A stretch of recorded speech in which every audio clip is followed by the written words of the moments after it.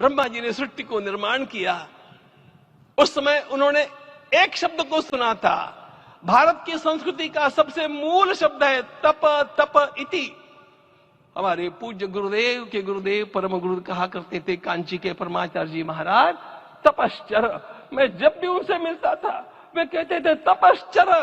आज तप की कमी हो गई है और उस तप को हमने साकार आप में देखा।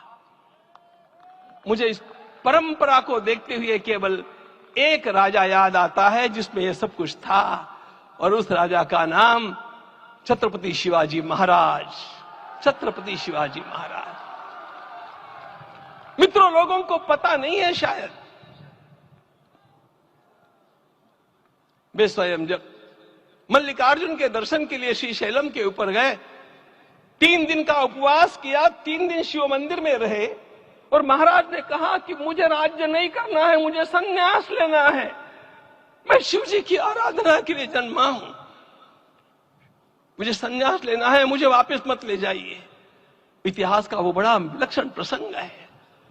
उस प्रसंग में उनके सारे ज्येष्ठ मंत्रियों ने उनको समझाया और लौटा करके लाया कि यह भी आपका कार्य भगवत सेवा ही है। आज हम लोगों को उसी प्रकार के एक महापुरुष ऐसे प्राप्त हुए हैं जिसको भगवती जगदम्बा ने स्वयं हिमालय से लौटा करके भेज दिया कि जाओ भारत माता की सेवा करो।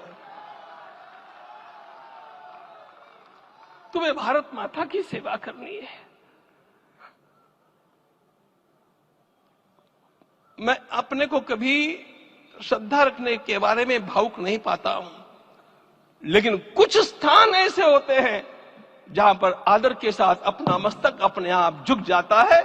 ऐसा एक स्थान हम लोगों को उच्च पदस्थ इस राजर्षि ने जब दिखाया तो मुझे छत्रपति शिवाजी महाराज के गुरु समर्थ रामदास स्वामी महाराज की याद आ गई।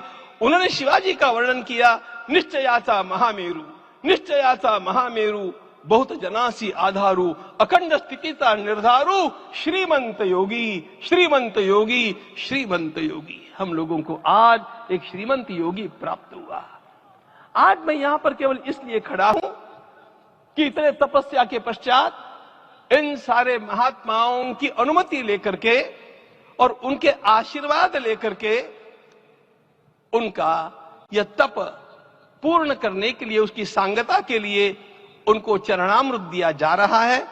आप सबकी सहमति हो तो आप सब लोग ओंकार का घोष करके मुझे सहमति दें।